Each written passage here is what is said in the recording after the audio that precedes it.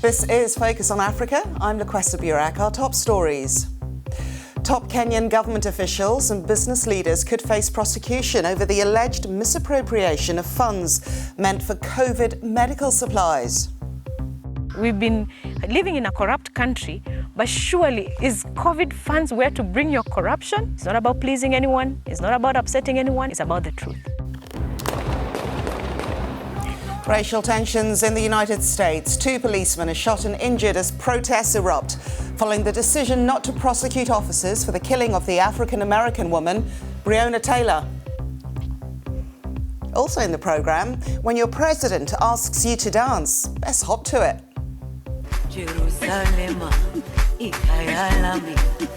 On South Africa's National Heritage Day, President Ramaphosa asks everyone to take up the Jerusalema Dance Challenge.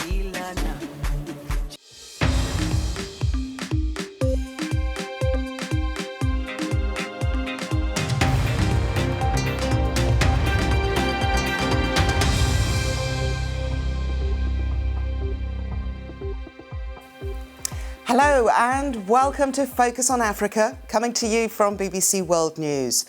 Well, first today, the Kenyan Senate and a government anti-corruption commission have conducted separately an investigation into the misappropriation of COVID funds. The findings will point to the higher echelons of power in the country, and some arrests are expected to be announced. The BBC's Emmanuel Igunza has obtained exclusive access to some of the documents that form part of the investigation, and this is his report.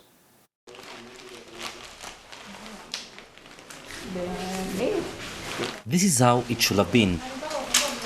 PPE used just once, put on to transfer contagious COVID-19 patients, health workers kept safe. Actually, we had brought them here because we needed to do some renovation and change some machines. Now that it is done, we are going to move our patients back, and then we can leave this ward so that they can also clean it and prepare it for the other patients, which are suspected COVID patients. This is Machakos County in eastern Kenya. It is a poor region, but its central hospital has managed to provide nearly 20 ICU beds with ventilators. They've also had PPE from the start and haven't lost a single healthcare worker to coronavirus. But the county health minister knows other parts of Kenya have not used their funds wisely. Let's say theoretically, if there was money meant for setting up a COVID-19 isolation ward or buying PPEs for healthcare workers, and that money has been misappropriated, definitely that can be correlated with the deaths. And it's true to say then that it's true that corruption has led to deaths in this country. And that was what brought these healthcare workers onto the streets of Nairobi. They were complaining about a lack of PPE across Kenya. Thousands of their colleagues were infected with the virus. 10 died.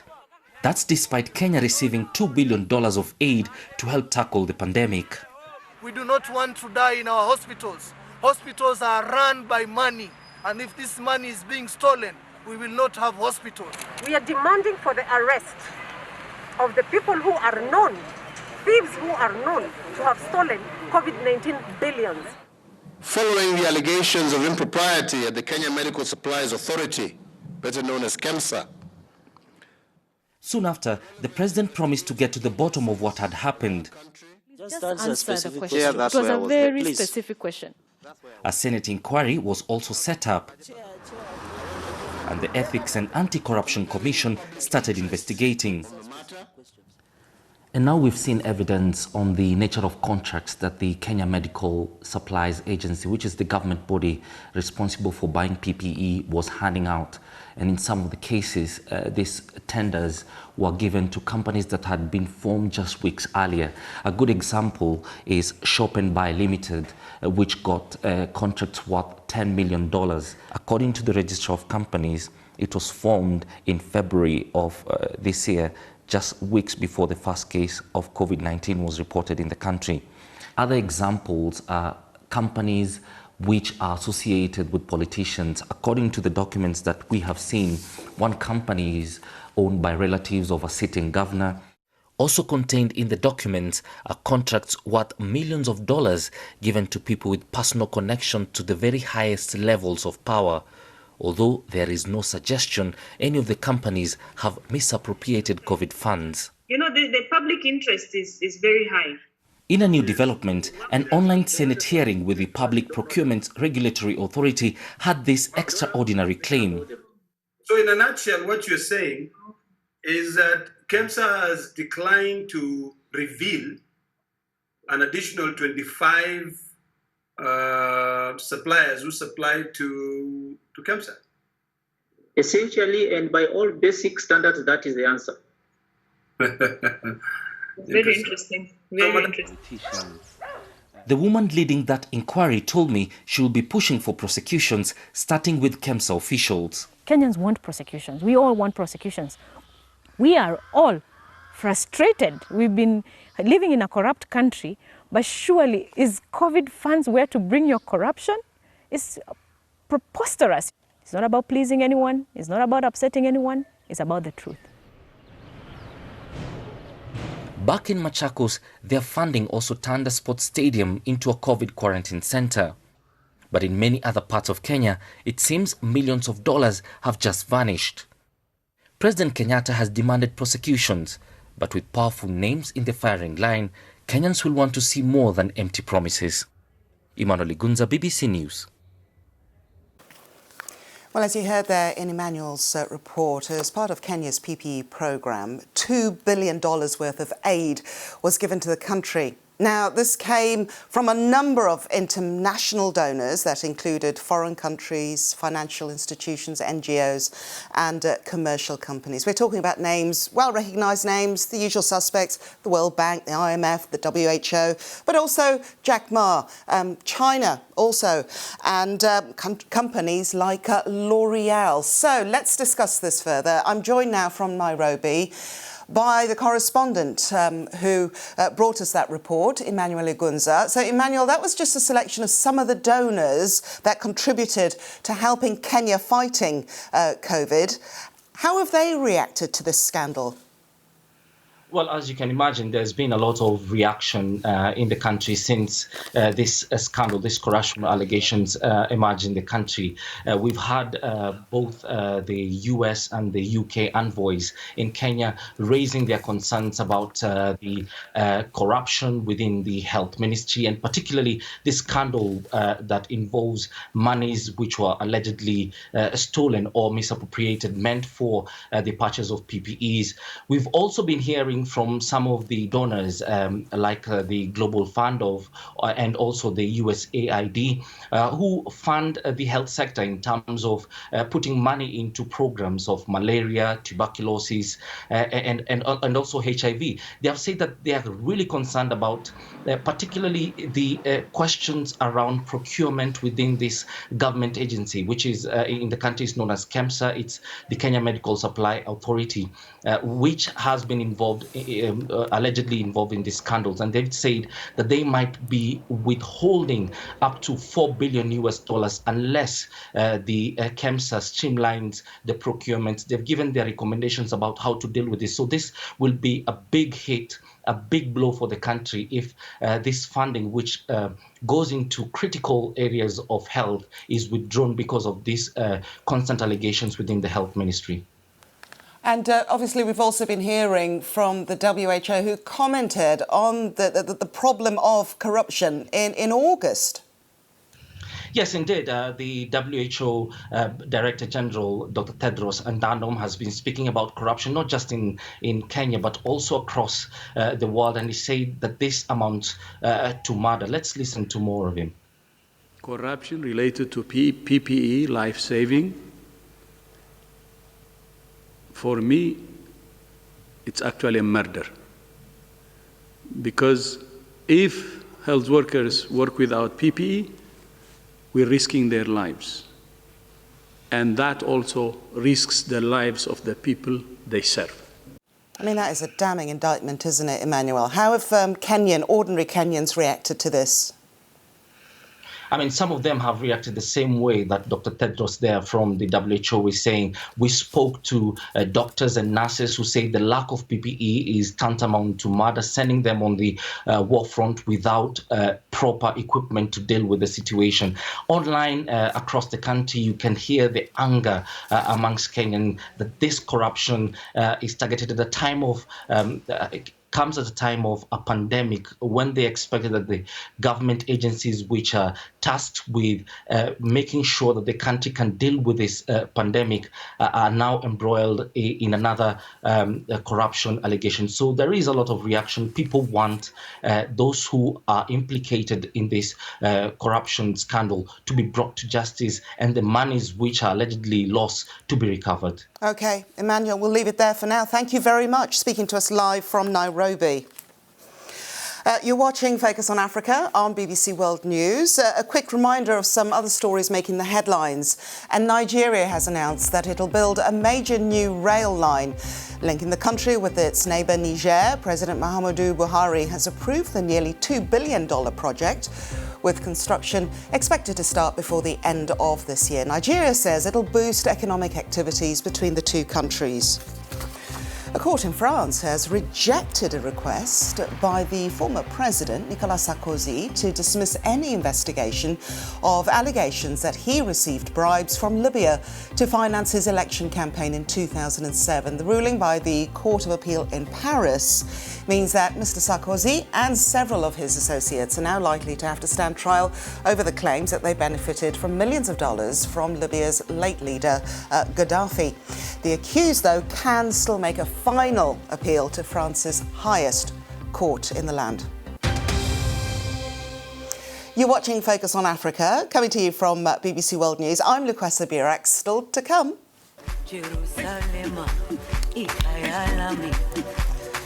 We're going to be telling you why this song, if you don't know by now, well, where have you been? This has become an unofficial soundtrack to the pandemic. Join us after the break.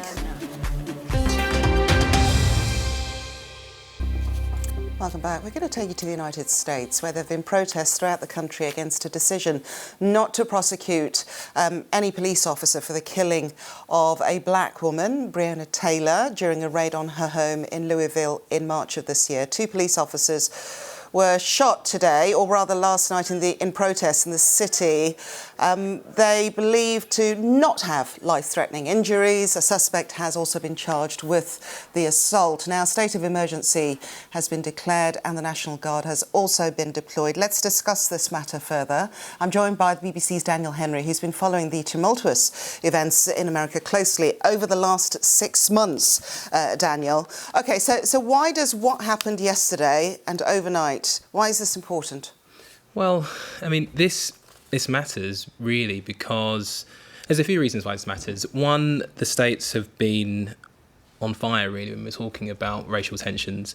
The killing of Breonna Taylor is just one of a very, very sorry list that we've seen this year, and these are the ones that are kind of in the public eye. But, we're talking about Breonna Taylor, talking about George Floyd, and so many others.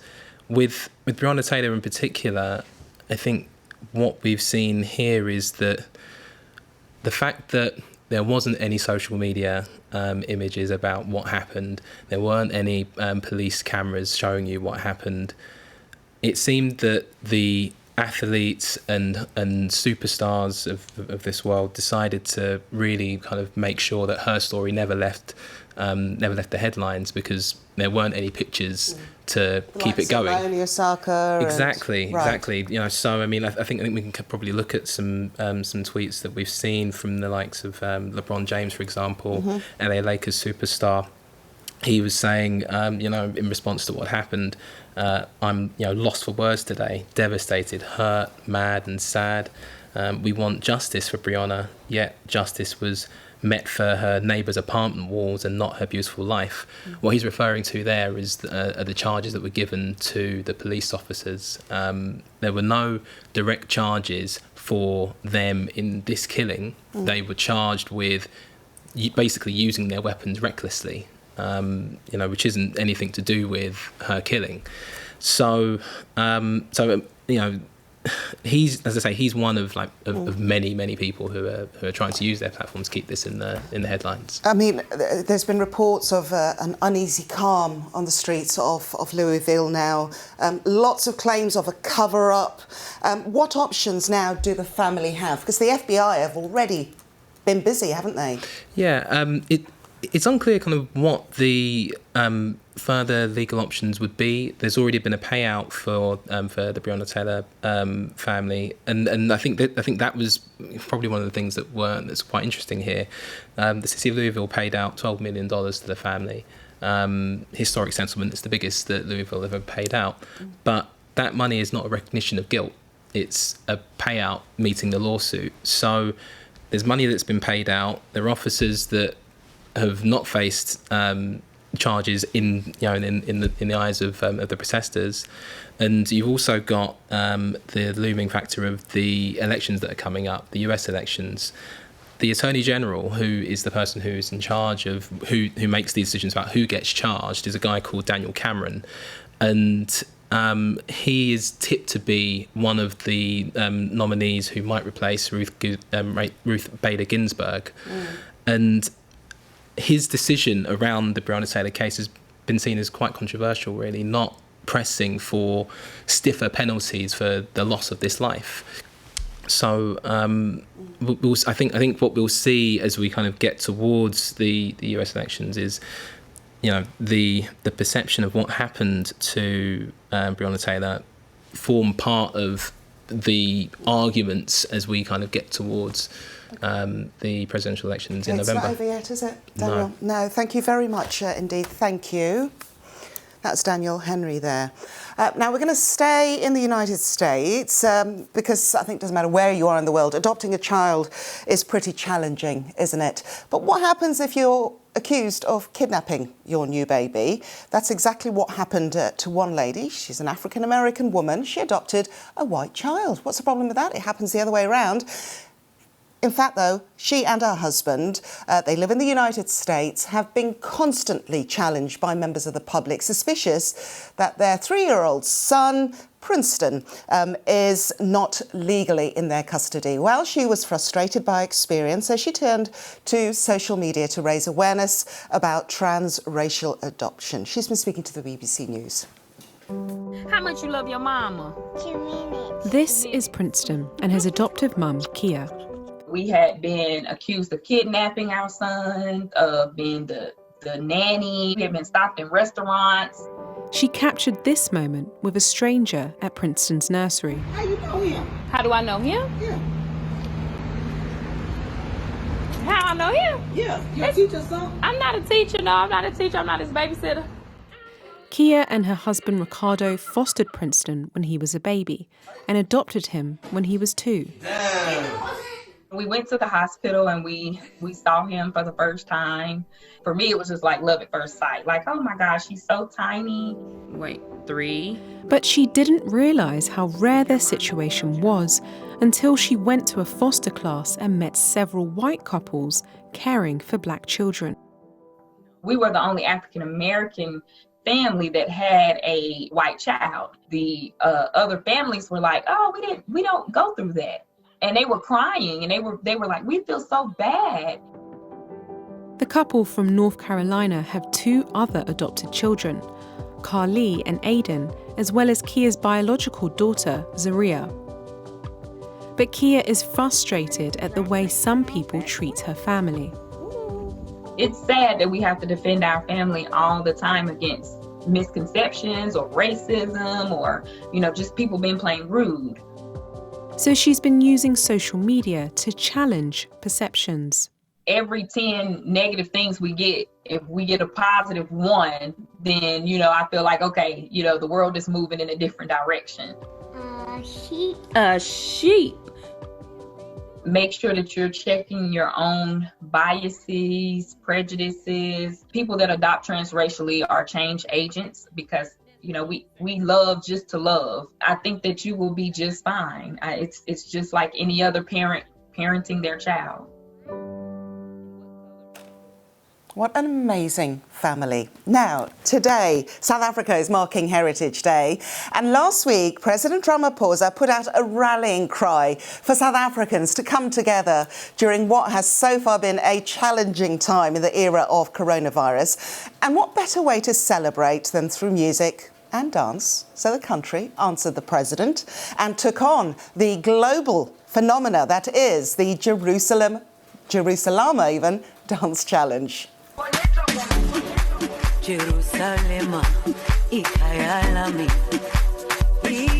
ilondoloze uhambe nami zungangishilana Jerusalema ikhaya lami ilondoloze uhambe nami zungangishilana dawo yami ayikholana buso wami awukholana ilondoloze. Come on, I bet you weren't sitting still at home. I am so happy to say that the voice behind that worldwide hit joins us now. Monkebo Zikode, thank you very much for joining us here on BBC World News. Congratulations, that tune has just grown and grown. It has now become the national tune for your country's holiday. Thank you so much, guys, for having me. Yeah, man, you're right. I was so blessed when I heard the president announcing that he will want everyone to celebrate this day, this very special day of Heritage Day with Jerusalema. Did you and Master KG ever think that Jerusalema would turn out, what we're seeing today? Did you ever think that's what would happen? Honestly speaking, we did not know. As much as maybe we were like, maybe this song can be a hit song, can be a big song. Trust me, we were only thinking of South Africa. We didn't know that the song will go globally, because we see not only black people, everywhere people are dancing to this song. White, black, Indians. It's like God sent this song to the world so that we can be one instead of pointing fingers or whatever, but we can be one. Do you know what? I think you've hit the nail on the head there, because President Ramaphosa said that he wanted to bring the country together to celebrate the nation's heritage. I mean, this has become a global song, hasn't it? Yes, true.